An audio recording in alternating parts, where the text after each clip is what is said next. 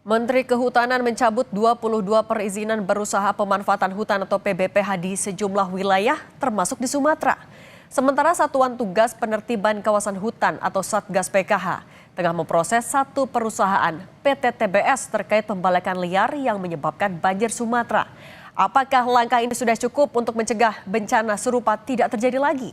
Kami akan bahas bersama dengan mantan Kabareskrim Polri Komjen Purnawirawan Ito Sumardi dan juru kampanye Hutan Greenpeace Indonesia Anggi Putra Prayoga. Selamat petang semua.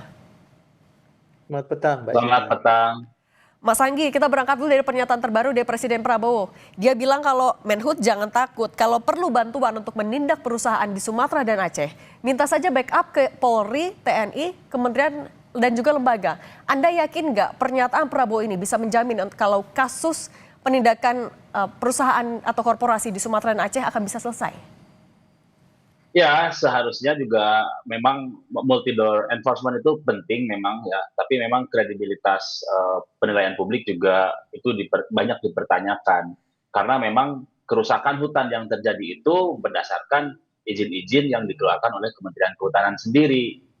Dan bisa juga memang ada peluang-peluang illegal logging, tetapi memang yang harus betul-betul independen adalah bagaimana menilai kerusakan hutan yang terjadi di 3 provinsi ini. Kami menilai bahwa ini bukan hanya soal izin-izin yang dikeluarkan oleh menteri baik secara legal ataupun operasional yang ilegal gitu ya, tapi bagaimana ke depan multi door enforcement yang dibentuk itu ada kepolisian, kemudian ada Kejaksaan Agung juga, memang di Satgas PKH begitu, memang harus bisa menyentuh akar dari permasalahan dalam tata kelola hutan, yaitu bagaimana Kementerian Kehutanan mengelola wilayah yang ada di Sumatera ini tidak berdasarkan perspektif DAS, begitu ya, daerah aliran sungai, tapi melainkan berdasarkan peta kawasan hutan yang ditunjuk atau dikukuhkan oleh Kementerian Kehutanan itu sendiri. Nah, ini yang menyebabkan sebetulnya ada bias dalam pengelolaan hutan yang kemudian menyebabkan eksploitasi hutan berlebih-lebihan gitu. Bias ini Saya bisa pikir jadi bahan evaluasi lagi atau bahan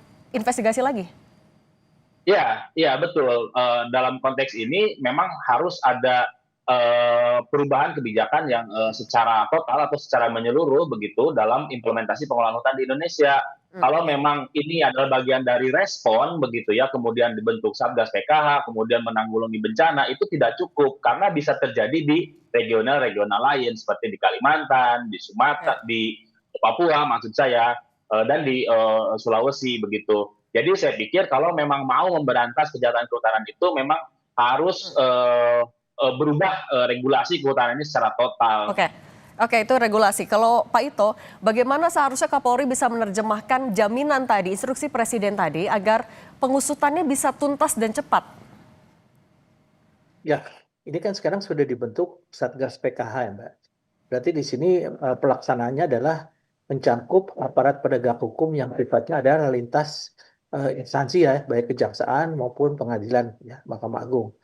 Nah, ini kita juga harus melihat bahwa di sini juga untuk pelaksanaan ini saya pengalaman 20 tahun yang lalu saya adalah Kapolda Riau, Pak ya. Ini sama kasusnya dulu, hanya dulu tidak semasif sekarang.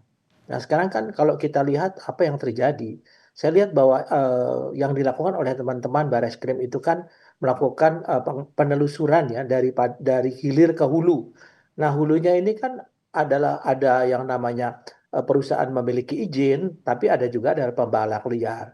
Nah, perusahaan pengalaman saya yang mendapatkan izin juga harus kita lihat. Kita lihat peta dari peta udara. Biasanya yang diizinkan misalnya 100 hektar, kemudian yang dikembangkan sampai 300 hektar.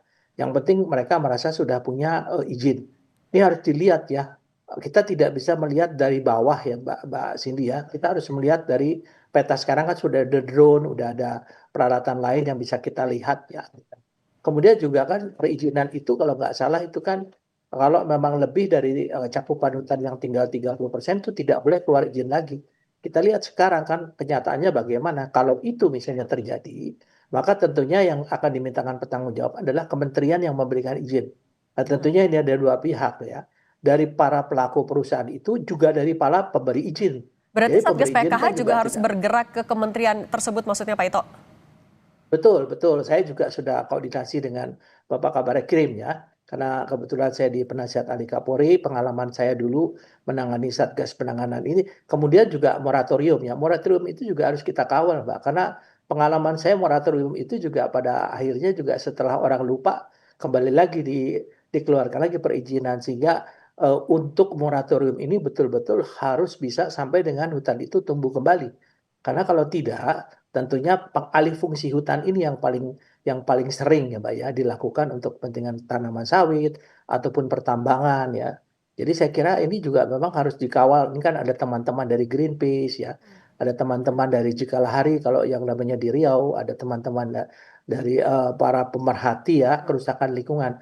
Jadi kalau perizinan itu Mbak memang harus mematuhi atau harus sesuai dengan hasil analisa dampak lingkungan yang dilakukan oleh Kementerian KLH. Kalau itu keluar, tentunya harus kita lihat kenapa keluar. Apakah ada indikasi terjadi korupsi dan lain sebagainya. Nah, ini berkembang terus Mbak ya. Jadi kita tidak bisa hanya kepada para pembalak. Saya alami juga pengalaman saya adalah nanti pelaku-pelakunya yang di lapangan itu adalah masyarakat sekitar yang sampai ratusan orang Mbak ya. Kalau kita melakukan penahanan kepada mereka, bagaimana kehidupan keluarga mereka. Jadi Kementerian Sosial juga harus Nah, terlibat di dalam Satgas PHK, menurut saya demikian Mbak. oke. Nah kalau Mas Anggi, gimana caranya agar investigasi ini tidak berhenti hanya nanti ya petugas lapangan saja, tapi juga bahkan ke kementerian yang diduga melakukan pelanggaran ketika menerbitkan izin itu? Iya, beberapa kurang lebih setahun yang lalu sebetulnya sudah ada 2 tersangka di Kementerian Kehutanan terkait pelepasan kawasan hutan untuk perkebunan kelapa sawit. Saya pikir juga itu bagian dari tugas PKH yang harus diteruskan. Nah, kalau itu saja sudah menggantung dalam tahun-tahun terakhir ini, kemudian diberi tugas dengan untuk melakukan investigasi besar di Sumatera begitu ya. Jadi ini satu pertanyaan besar, mampu atau tidak jika memang masih punya hutang untuk menegakkan hukum di sektor kehutanan begitu. Saya pikir ini juga menyangkut ke kredibilitas di Satgas PKH dan juga di Kementerian Kehutanan yang memang mengeluarkan izin-izin seperti untuk HPH, untuk HPI begitu ya, yang memang secara operasional itu merusak hutan. Jadi saya pikir ini sangat erat kaitannya bagaimana independensi dalam melakukan penegakan hukum. Tapi poin yang lebih penting lagi, saya pikir jika kita melihat kejadian bencana yang ada di Sumatera, seharusnya bukan lagi moratorium, tapi penghentian secara total, secara permanen izin-izin baru dari sektor Kementerian Kehutanan gitu ya.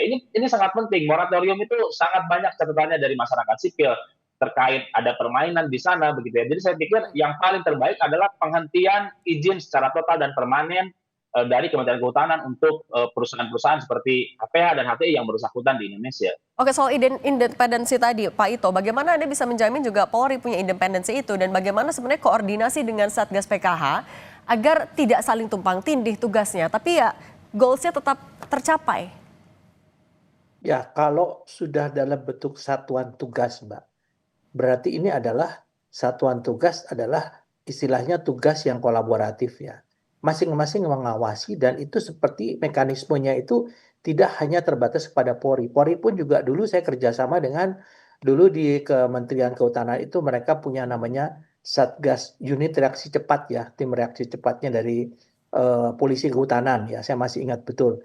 Kita sama-sama kemudian mengawal yang dikatakan oleh Mas Anggi tadi, yang paling penting adalah penghentian dulu Mbak, tidak ada lagi izin yang dikeluarkan saat ini. Yang kedua tadi yang disampaikan Pak Menteri Kehutanan, pencabutan dari perusahaan-perusahaan yang memang kalau dilihat daripada ini indikasinya adalah menyebabkan bencana alam tersebut.